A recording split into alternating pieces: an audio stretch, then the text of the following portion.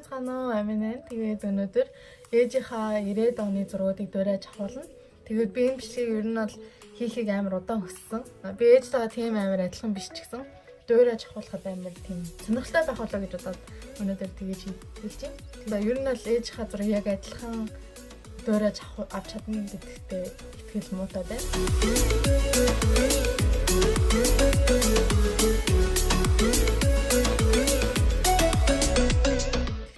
Орлоод үзье. Тэгээд хамгийн түрүүний эхний зургийн дээр болохоор манай ээж юу өмссөн байна. Нэг юм сул саарал магийн цамц өмссөн. Тэгээ би тэрийг яг дуурайлах гэдэг өөртөө байсан цамцуудаас хайсан чи ийм л цамц байсан.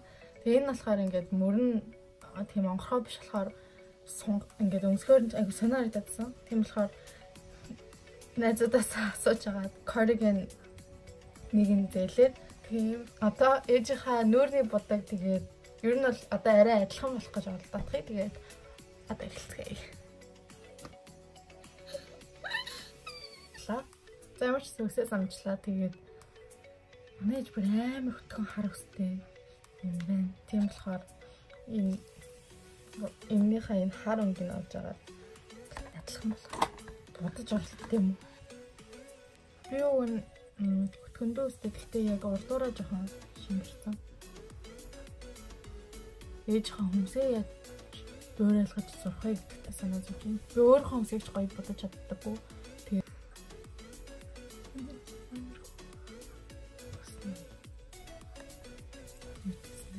яг ээжийг харуул. Арай минийхийг бодвол арай бөөрхий байх шиг байна. Тэгээд би энийгээс өмнө нүрэ боддоггүй, биш нүрэ сайн боддоггүй гэдгийг хэлэхдээ бахаа яа гэх.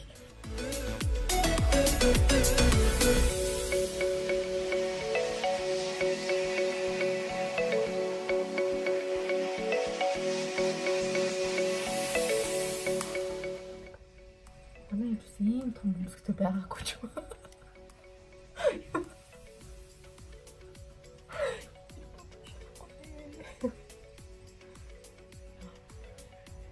Ийм бичлэгийг толгой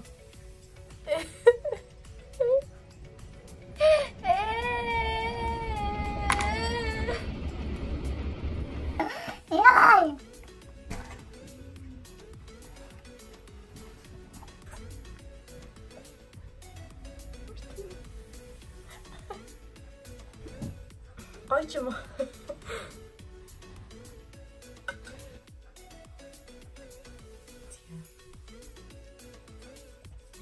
Ийм мусгабт хэлт юм дөө.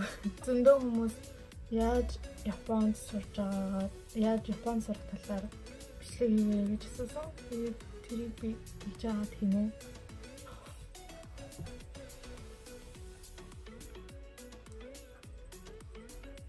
Үнэхээр адилхан биш байна. Ингээл ярихгүй бол. Хүмүүсээ сайн бодож чаддаг бол ялч чаддаг байна.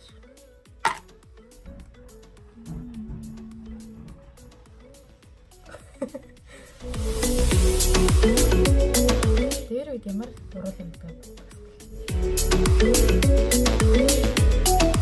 Одоо яг төстэй болж байна. Хичээлээ тийм болохоор одоо юу гэсэн зүйл юм. Тэгээд чахлыг.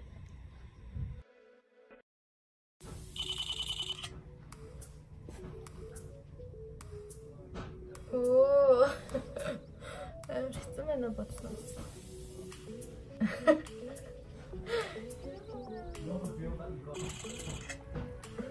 Зөндөө авсны бүр залхачлаа тэгээд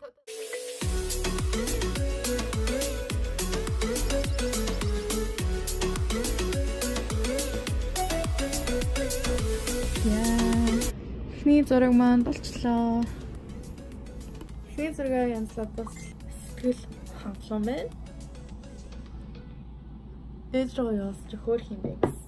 За дараагийн зураг болохоор би энэс амар санаж байна. Манай ээж энэ дээр амар хөөрхөн гарц. Би энийг яг яаж харц марцын дуурайлах вэ гэдэг. Уруулаа улаан дөнгөр будчих тийм болохоор агуулсан дуурайлна. Тэгээ хавтаас л хэрэгтэй байна. Манай ээжийн зургийн дээр бас нэг сааралтаа төстэй мөрчлө харавтар юм өмсөн байна. Тэгээ ашиг нь надад яг тийм цамц байгаа. Надад болохоор иймэрхүү цамц байна. Гэхдээ эдгөөсийн бүгдийн доош нь за одоо ахуулаад үзье. За ахуул дуусч харуулъя. Би одоо зураг авч үзэж байна. Тэгээд манай жарал хөөрхөн болохоор яг гой болж өгөхгүй байна.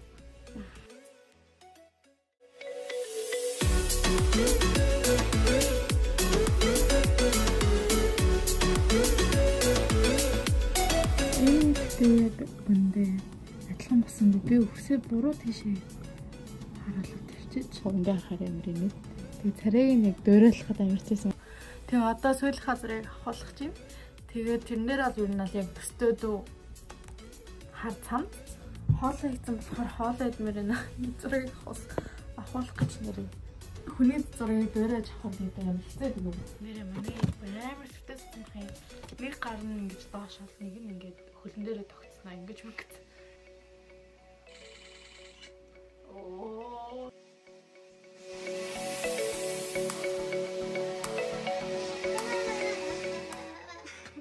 За ямар ч сан сая зургийн дөөрэлгээд ахвал надтай арай төстэй нэг тэрийг яриадсэн чинь яг ахуулах гээд оролцсон чинь амар хэцүү байт юм байна. Тэгээд за одоо зургнуудаа янзлахаа.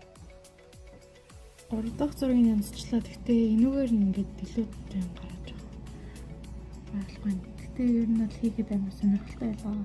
Амар цаг авлаа. Гэхдээ надад гоё хийхэд гоё байлаа. Тэгээ ялцч өөр болчлоо. Энэгээ ч гэсэн би гоё янзлж чадсангүй. Энэ ч бараг дээр юм уу? Тэгвэл 2-3 цаг хавцраа улаатлаа зурнууд янзлаа. Яа. 3 зэрэг гурван янзлаад дуусчлаа. Ер нь бол хамгийн ихнийхээ хамгийн гоё амжилттай байсан гэж бодож байна. Яагаад гэвэл нөгөө хойд нэг гоё таарад өгсөн. Нөгөө хоёр зурнууд нь болохоор найзуудтайгаа тохиолдсон байсан болохоор янзлахад арай хэцүү байсан. Тэгээд өмнө нь ерөөсөө ийм хийж байгаагүй хүний бүр хэцүү болж таарсан. Тийм болохоор тэр хоёр яг амжилтгүй гэж хэлэхгүй. Гэхдээ тийм сайн бол байгаагүй. Сонирхолтой байлаа. Тэгээд та нар ч гэсэн таалагдсан бол лайк дараарай. За үзсэнд маш их баярлалаа. Таалагдсан гэж найдаж байна. Тэгээд зөндөө хүмүүс намайг Японд яаж сурсан талаараа, яаж тэтгэлэг авах талаар хийгээрэй гэж асуусан. Тэгээд тэрийг би арай гоё төлөвлөж байгаа. Тэгээд шалгалтаа дуусаад арай гоё завтай болоод гоё бичлэг хийх. Instagram-ыг дагаарай. Тэгээд ер нь бол одоо хүртэл үзсэн хүмүүстээ маш их баярлалаа. Тэгээд бүгдээрийнх нь хүсэл тэгээд ямар бичлэг хийлгэмээр байгааг чинь бүгдийн сайн уншаад тэмдэглэж бичиж байгаа. Тэгээд subscribe дараад тэгээд дараагийн бичлэг хүртэл баяртай.